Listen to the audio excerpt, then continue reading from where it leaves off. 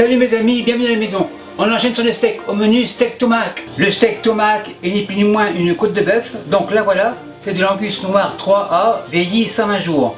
Pour le poids 2 kg, pour le prix cher. Il n'y aura pas de sauce, mais un beurre méthotell, c'est-à-dire beurre salé, persil, échalote et citron. Pour la garniture, ce ne sera pas des champignons, mais des pommes de terre en forme de champignons. Pour les légumes, ils sont là, on verra après. Le maître d'hôtel est impatient, on va commencer par le beurre méthotell. Le robot ici, robot ouvre, petit couteau jaune, le beurre dans le robot. On va faire des réserves, on met tout.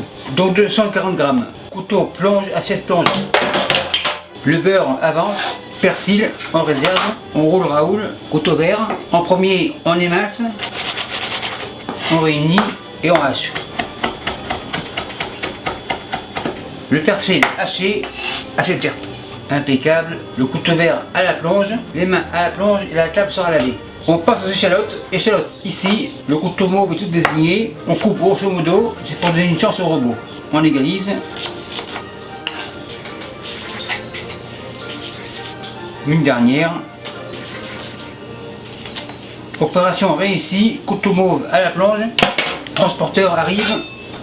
Échalote dans le robot. Transporteur à la plonge. Le robot, on égalise. Citron, couteau jaune, citron coupe 2, passoire, presse citron et on presse. C'est suffisant. Celui-ci on réserve. Passoire on secoue, passoire plonge. Persil haché, on va mettre un petit peu car on va en garder un petit peu pour les pommes de terre. Impeccable. Pour le piquant, sauce sriracha, un petit peu comme ça. Ceci fait, couvercle, machine miracle et on y va. On vérifie, ça commence à être pas mal.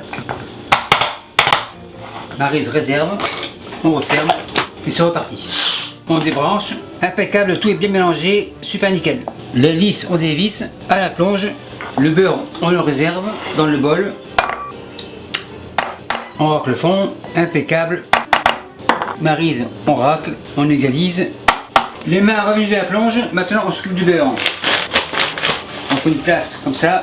Nouvelle maryse, le beurre dans la poche, il y en a plus, impeccable, assiette comme ça, on tasse, on sert et on portionne. Un extra. Et le beurre au frais. Ceci fait, on passe à la garniture, c'est-à-dire les pommes de terre. La mesure ici, on retire l'eau pour le sel. J'en ai moins d'un litre, on met 1 litre, 1 litre impeccable. Pour les nouveaux abonnés, je vais vous montrer la technique des pommes de terre en champignons. Pommes de terre comme ça, couteau blanc bien sûr, incision circulaire. Et ensuite on tourne en forme de ballon de rugby, c'est-à-dire en forme de pomme cocotte. On laisse une partie de la peau ici, c'est pour faire plus de champignons. Et on tourne. Et voilà, ça donne ça. Une deuxième pour être sûr, incision circulaire, pas trop profonde. Et on tourne. Une dernière, impeccable. Et ça donne ça. Donc c'est pas un truc qui date d'aujourd'hui, ça date des années 70, mais les modes reviennent toujours un jour ou l'autre. Donc de 70 à aujourd'hui, c'est quasiment pareil. Et les parures seront cuites dans la graisse de canard, genre un quart d'heure au four, ce sera impeccable. Les parures, on réserve. Avant que les pommes de terre noircissent, on va les mettre dans l'eau.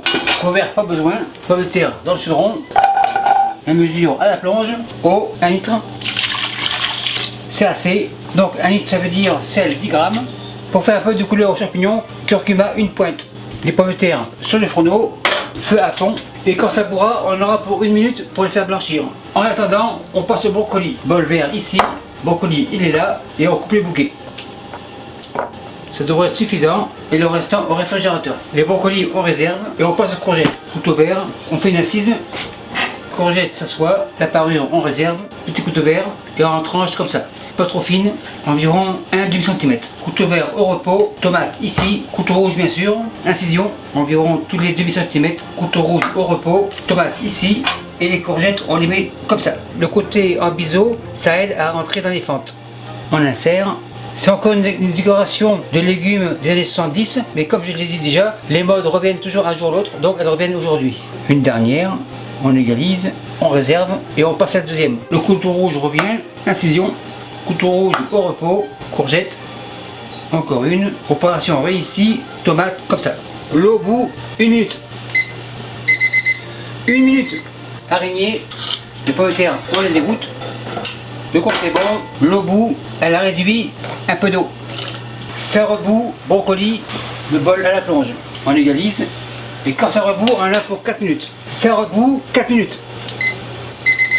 4 minutes, c'est prêt. Araignée, on égoutte.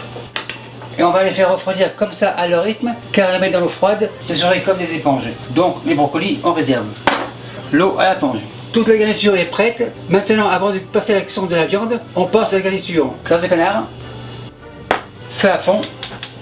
Bien sûr qu'on vient du sud-ouest de la France, avec les graisses de canard, ça rigole pas. Je suis à 100 degrés Celsius, pour me mettre dans la poêle. On passe le bol à la plonge, on fait un tourne-retour. Ça commence à chanter. Graisse de canard, pinceau, on badigeonne, de bord en bord, un peu de sel, pomme de terre, tourne et retourne, feu éteint, pomme de terre dans le four, et tomates dans le four. C'est un steak qui se cuit sur un barbecue, il fait trop froid dehors, donc on va le faire ici. Je suis à 300. Pour un steak comme ça, quadrillé, il y aura 4 positions. Donc on commence par la première. Voilà pour 2 minutes. Après 2 minutes, deuxième position. La viande, comme ça. Là, on en a pour encore 2 minutes. 1, 2, c'est parti. Après 2 minutes, troisième position. Comme ça et comme ça. Ça rentre tout juste, impeccable. Maintenant 2 minutes. 1, 2, c'est parti. Après 2 minutes, quatrième position. Comme ça. Voilà pour 2 minutes. 1, 2, c'est parti. Après 2 minutes, c'est prêt. Feu éteint. Le barbecue de Ikea n'a pas de couvercle, donc changement d'équipe. Le plan B, le steak ici. Mon four est toujours à 350 degrés Fahrenheit et la côte dans le four. Pendant 5 minutes. 1, 2, 3, 4, 5, c'est parti. Les manches de mes poêles en plastique ne craignent pas la chaleur. Comme les fans en Renault, c'est étudié pour. Après 5 minutes, le steak le voilà. Steak tourne et le steak retourne au four. Pour un autre 5 minutes. 1, 2, 3, 4, 5, c'est parti. Après toutes ces minutes que je vous ai expliquées, tout devrait être prêt en même temps. Le steak le voilà. Les pommes de terre tourne, retourne, impeccable, bien rissolé. Et les tomates hyper nickel. Les brocolis sont encore chauds, comme ça. Le bol à la plonge. Pour le steak, un peu d'épices de beefsteak de Montréal. Le steak on le tourne, un peu plus. Super nickel. Pour les pommes de terre, le persil haché qui me reste, tourne, retourne. Un peu de poivre. Il y a 2 chapons qui sont partis, 1 et 2, donc ça veut dire que c'est cuit. Maintenant on dresse les pommes de terre ici, et on dresse. Très joli, on dirait des vrais champignons. Ça c'est pour l'instant. Pommes de terre on réserve, tomates. Les transporteurs les voilà, une tomate ici, on égalise, brocoli, on laisse de la place pour la viande. Maintenant la viande, couteau noir, angus noir, on retire l'os. L'eau c'est chaud, le gars. L'eau s'est retirée, on réserve et on regarde ce qu'il y a dedans. Donc en effet, cuisson très centrale, le rosé est au milieu, super nickel, le couteau à la plonge, la pince revient et maintenant on dresse un morceau comme ça, on superpose, un autre ici et un dernier ici. Le reste on réserve. La touche finale, le beurre maître d'hôtel, spatule coude, un peu ici, un peu là, un autre ici, et voilà, spatule coude, c'est fini à la plonge. Et le beurre au frais. Maître d'hôtel, la commande est prête, on enlève. Et merci à vous qui me suivez au Québec et partout ailleurs. Salut, bye.